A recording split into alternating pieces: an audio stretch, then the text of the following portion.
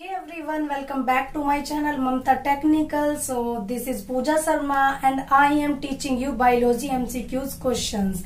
So let's start today's video without waste of time.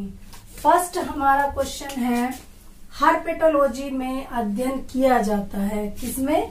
Herpetology में अध्ययन किया जाता है। मतलब ये पूछना चाह रहा है कि हर्पेटोलॉजी में किसका अध्ययन किया जाता है। तो उसके चार ऑप्शन है, सरीसृपों का, उभयचरों का, ए एंड बी दोनों, और पक्षियों का। ऐसे क्वेश्चन भी बहुत बन जाते हैं। जैसे यहाँ पर लिखा है ए एंड बी दोनों, तो इसका मतलब है सरीसृपों का और उभयचरों का, ये दोनों आएंगे इस वाले ऑप्शन में। और फोर्थ ऑप्शन है हमारा ऑप्शन डी इज पक्षियों का। तो हर्पेटोलॉजी में किसका अध्ययन किया जाता है? इसका करेक्ट आंसर होगा ए एंड बी दोनों। मतलब सरीसृपों का अध्ययन भी किया जाता है और उभयचरों का अध्ययन भी किया जाता है। नेक्स्ट क्वेश्चन है हमारा, आनुवांशिकता के नियम प्रस्तुत किए गए थे। ये पूछना चाह रहा है कि किसके द्वारा प्रस्तुत किए गए थे, आनुवांशिकता के नियम किसने दिए थे। क्वेश्चनों को बहुत ध्यान से देखना है। अगर कोई भी डाउट है तो आप मुझसे कमेंट सेक्शन में जाके पूछ सकते हो। मैंने आज क्वेश्चन आपके लिए बहुत अच्छे से सिलेक्ट करके ही रखे हैं। ये सारे ही क्वेश्चन एग्जाम में कई बार पूछे गए हैं। तो वीडियो में लास्ट तक बने रहिएगा और ध्यान से वीडियो को देखना है। आप 1 से 2 बार वीडियो को लगातार देखोगे तो मैं वाकई बोल रही हूँ, 100% श्योरली बोल रही हूँ कि कुछ चीजें आपके माइंड में हैंड टू हैंड फिक्स हो जाएंगी और आप उसको कभी भी नहीं भूलने वाले। सो देखते हैं हम अपने क्वेश्चन को। इसके 4 ऑप्शन है, आनुवांशिकता के नियम किसने प्रस्तुत किए। तो इसका ऑप्शन ए है मार्गन ने, ऑप्शन बी मेंडल ने, ऑप्शन सी बेटसन ने और ऑप्शन डी माइकेली ने। इसका करेक्ट आंसर होगा मार्गन ने। करेक्ट आंसर क्या है इसका? मार्गन ने। आनुवांशिकता के नियम किसने दिए थे, किसके द्वारा दिए गए थे? मार्गन के द्वारा। अब नेक्स्ट क्वेश्चन है हमारा थर्ड, पक्षी विज्ञान किसका अध्ययन है। पक्षी विज्ञान किसका अध्ययन है? तो इसका बहुत इजी सा क्वेश्चन है ये। इसके भी 4 ऑप्शन है, पक्षियों का, मक्खियों का, कवचियों का या कीटों का। तो इसका करेक्ट आंसर होगा पक्षियों का। पक्षी विज्ञान किसका अध्ययन है? सभी जानते हो पक्षियों का ही होगा। लेकिन सारे क्वेश्चन ऐसे भी नहीं होते कि जो ऊपर दे रखा है उसका आंसर वही हो। थोड़ा सा आपको अपना दिमाग घुमाना पड़ेगा, तभी जाके आपके ये चीजें फिक्स हो पाएंगी। तो फोर्थ क्वेश्चन है टॉक्सिकोलॉजी। ध्यान से सुनो, टॉक्सिकोलॉजी। टॉक्सिकोलॉजी का संबंध किसके अध्ययन से है? उसके 4 ऑप्शन है, वायरसों के अध्ययन से, बैक्टीरिया के अध्ययन से, रोगों के अध्ययन से और विषों के अध्ययन से।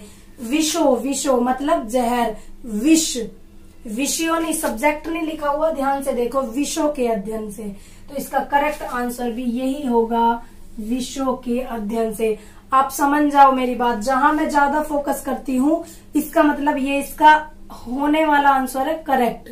ओके, सो नेक्स्ट क्वेश्चन की तरफ बढ़ते हैं। क्वेश्चन नेक्स्ट है हमारा 5th क्वेश्चन, शैवाल विज्ञान किसका अध्ययन है। ये भी बहुत इजी सा क्वेश्चन है। 4 ऑप्शन है, कई बार आ चुका है, कई बार पूछा गया है।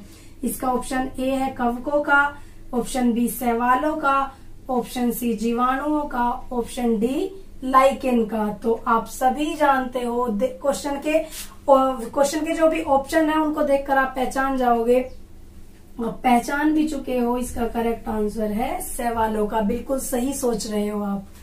तो इसका हमारा नेक्स्ट क्वेश्चन है, कवक के अध्ययन को क्या कहते हैं। फंगी, कवक के अध्ययन को क्या बोलते हैं? Cytology, mycology, biology, pedagogy. ध्यान से देखो, पेडागोजी तो डेफिनेटली नहीं होने वाला। बायोलॉजी जीव विज्ञान के अध्ययन को कहते हैं, माइकोलॉजी किसको कहते हैं? साइटोलॉजी कहते हैं। सेलों के अध्ययन को सेल्स के अध्ययन को, कोशिकाओं के अध्ययन को। तो यहाँ बताओ ध्यान से, कौन सा आंसर है, कौन सा बचा?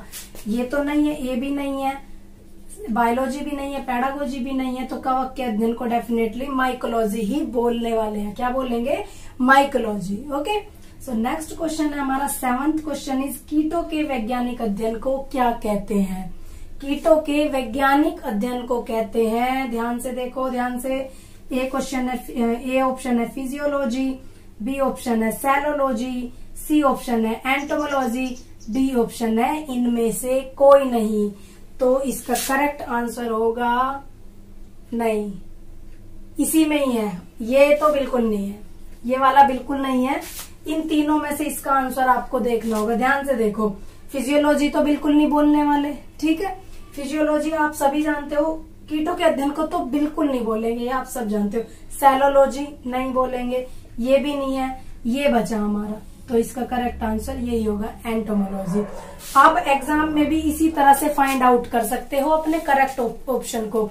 मान लिया आपको 2 पता है और 2 नहीं पता, ये दोनों आपको पता है कि फिजियोलॉजी किसे कहते हैं और सेलोलॉजी किसे कहते हैं। अब डाउट इनमें फंस गया तो इनमें से कोई नहीं लगाएं या ये लगाएं, यहाँ आपको अपने दिमाग का यूज करना पड़ेगा। इसके लिए तो मेरे पास कोई ट्रिक नहीं है, बट आपको अगर 3 ऑप्शन पता है तो डेफिनेटली चौथा आंसर उसका आपके क्वेश्चन वाला ही होगा, ठीक है। अब लास्ट क्वेश्चन है हमारा 8th हमारा लास्ट क्वेश्चन है, कोशिका के अध्ययन को क्या कहते हैं।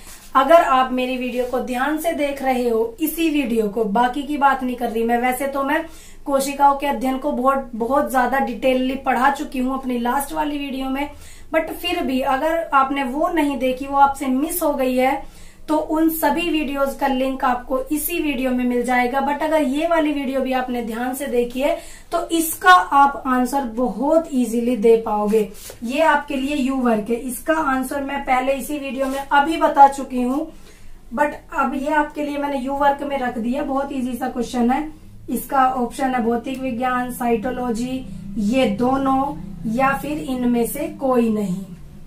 इसका आंसर आप कमेंट सेक्शन में बताओगे। आपका कोई भी डाउट है आप मुझसे इजीली पूछ सकते हो कमेंट सेक्शन में, बिना हिचक के कुछ भी। मैं कोशिश करूंगी आपको उनके सही जवाब देने की। तो कमेंट सेक्शन में अगर आप इसका कमेंट करके आंसर बताते हो तो मुझे बहुत खुशी होगी, मुझे बहुत अच्छा लगेगा कि मैं किसी को कुछ सिखा पाई। तो आप चैनल को ज्यादा से ज्यादा सपोर्ट करिएगा और मिलते हैं नेक्स्ट वीडियो में। Like, share and comment. Thank you for watching. Bye bye.